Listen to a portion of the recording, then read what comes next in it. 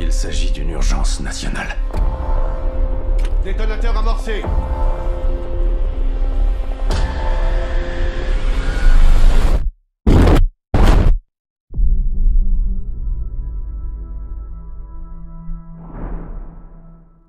Vous n'avez rien compris au film Oppenheimer. Mais qu'est-ce qu'il me raconte là? Et aujourd'hui, à travers cette vidéo, je vais vous expliquer point par point pourquoi, selon moi, la majorité des gens ont très mal compris ce film et lui font certains reproches qui n'ont pas lieu d'être. C'est Adrianalyste, votre analyste d'histoire, et c'est parti. You are the man who gave them the power to destroy themselves, and the world is not prepared. Few people laughed, few people cried, most people were silent. Now I am become death, the destroyer of worlds.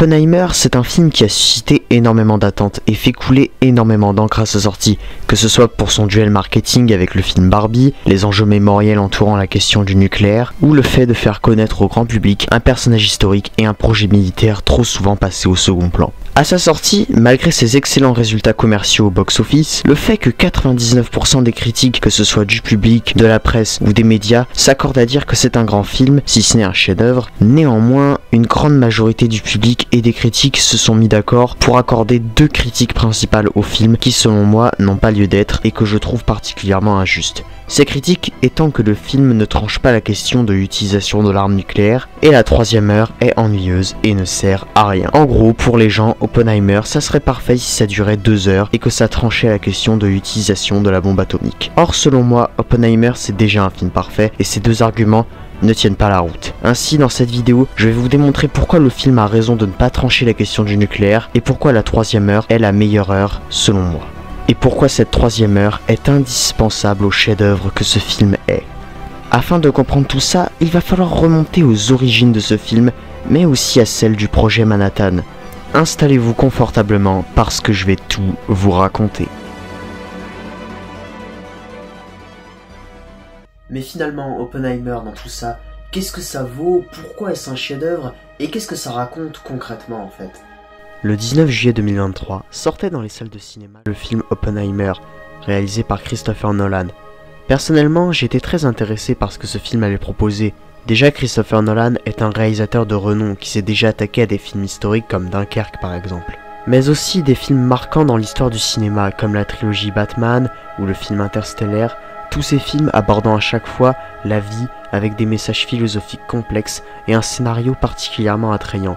Les films de Nolan ont jusqu'ici tous marqué et reçu de nombreux Oscars. En plus, Oppenheimer réunit au casting Robert Downey Jr., connu pour avoir joué Iron Man dans Marvel, Cillian Murphy, acteur charismatique de la série Peaky Blinders, et Matt Damon, immense acteur déjà apparu dans le cinéma de Christopher Nolan.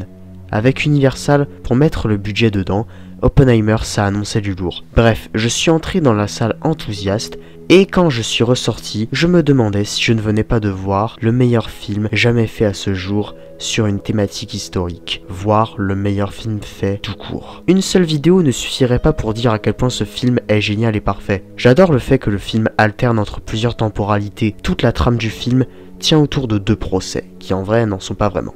L'un est l'interrogatoire d'Oppenheimer, et l'autre l'audition de Lewis Strauss par les sénateurs américains. C'est là où on voit le génie de Christopher Nolan à travers sa réalisation pour construire une toile narrative. Ainsi, sa toile narrative permet d'alterner entre la temporalité du présent, qui est celle des deux procès, et celle du passé qui raconte la vie d'Oppenheimer, ainsi que le déroulé du projet Manhattan, tout en expliquant petit à petit comment on en est arrivé à une telle situation.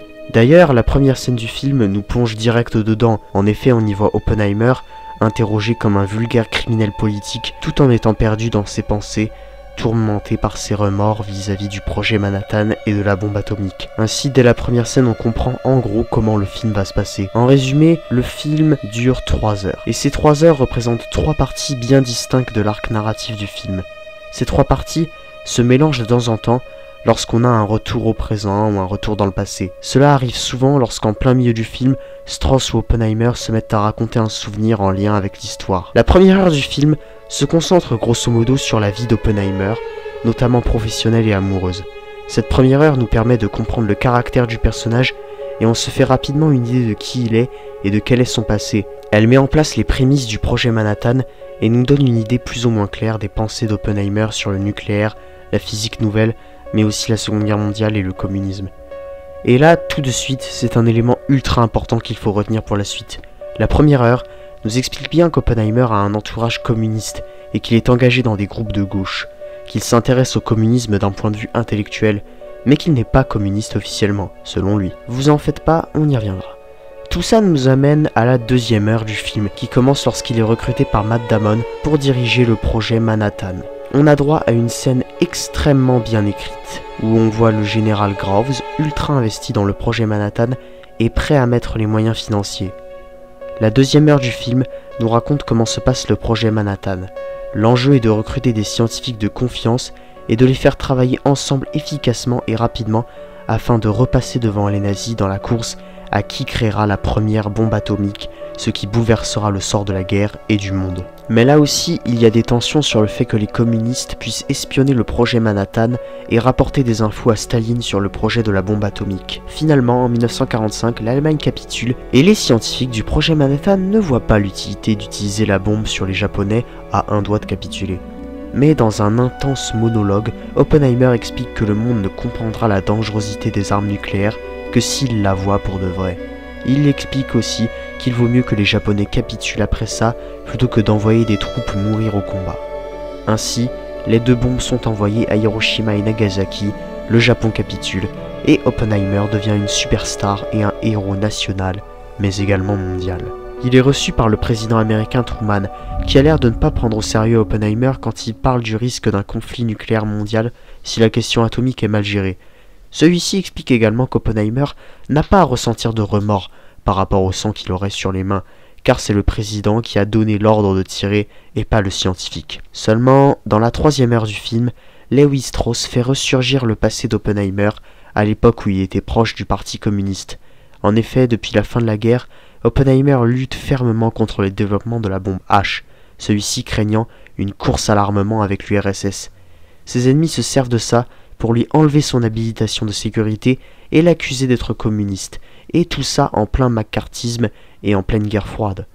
Bref, au final Oppenheimer perd son habilitation de sécurité, mais au même moment un scientifique dénonce tout le complot orchestré par Strauss contre Oppenheimer. Donc finalement Strauss n'entre pas au gouvernement à cause de ça, c'est une égalité entre les deux. Ainsi, Strauss est décrédibilisé. Le film se termine sur une scène incroyable entre Einstein et Oppenheimer, où l'un explique à l'autre qu'il a peur d'avoir précipité la fin du monde le jour où ils ont déclenché la bombe pour la première fois.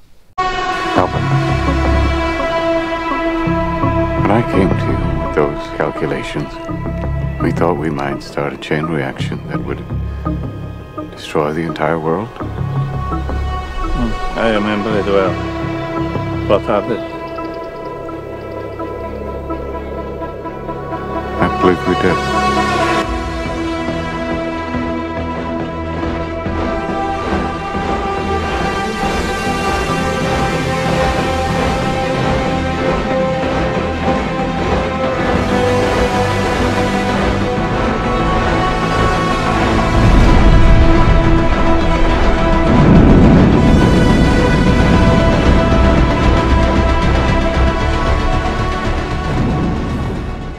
Et c'est ainsi que le film se termine après 3 heures. Avant d'expliquer en quoi les critiques ont eu tort, selon moi, je pense qu'il est juste de rappeler en quoi on peut faire des reproches au film. Tout d'abord, comme c'était le cas avec The Interview, c'est un film qui ne prend pas beaucoup de risques. Quand je dis ça, je dis qu'il conforte les Américains dans ce qu'ils pensent. Par exemple, le film ne rappelle pas qu'ils ont aussi envoyé les bombes atomiques pour faire peur aux Russes. Si le film passe toute une grande partie, notamment à la 3e heure, à jouer sur les remords qu'a ressenti Oppenheimer après les attaques des 2 villes japonaises ayant causé la mort de plusieurs centaines de milliers de personnes, le film explique tout de même bien que les Américains ont eu raison de faire ça et qu'il fallait le faire. Donc c'est un film qui conforte vraiment les Américains sur ce qu'ils ont l'habitude de penser et la façon dont ils ont de voir la guerre, mais aussi le monde. En revanche, une thèse, mais aussi une piste que le film aime beaucoup mettre en place, c'est est-ce que les États-Unis n'auraient pas créé un nouveau monde dangereux rempli d'armes nucléaires, un monde où l'humanité pourrait s'éteindre à tout moment si jamais les choses venaient à dégénérer.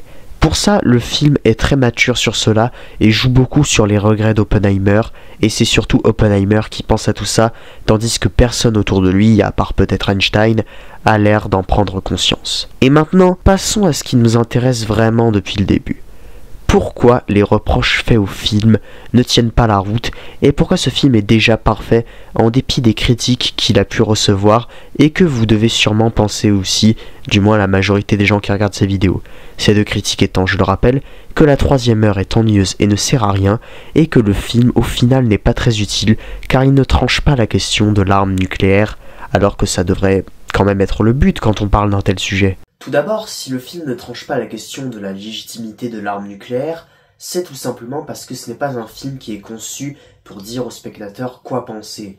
Si en Asie, la légitimité de l'arme nucléaire est largement remise en question, notamment au Japon, qui n'en veut pas du tout pour les événements qu'on connaît, c'est loin de faire l'unanimité dans le monde occidental, et ça divise encore énormément le monde occidental, et notamment les États-Unis. Ainsi, si le film avait pris parti pour un choix ou un autre, ça aurait forcément posé problème.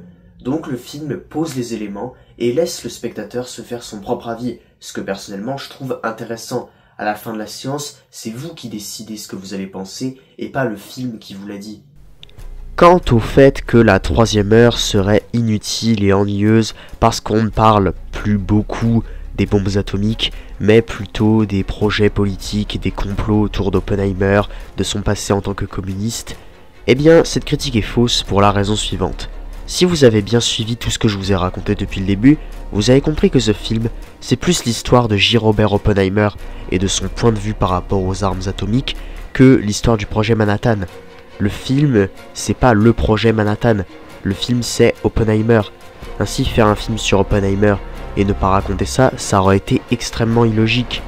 De plus, cela prouve que même en étant un héros et une star nationale, voire mondiale, vos ennemis pourront toujours s'attaquer à vous, et même quand ça vient du passé. De plus, les scènes sont absolument incroyables, ça aurait donc été dommage d'éclipser toute cette partie-là. Peut-être que le défaut de la troisième heure est qu'elle est un peu trop compliquée dans le fait qu'elle ne met pas assez de contexte et qu'il faut souvent revenir dans le passé, se rappeler de certaines choses pour la comprendre. C'est sûrement ça qui a fait défaut dans l'opinion d'une partie du public.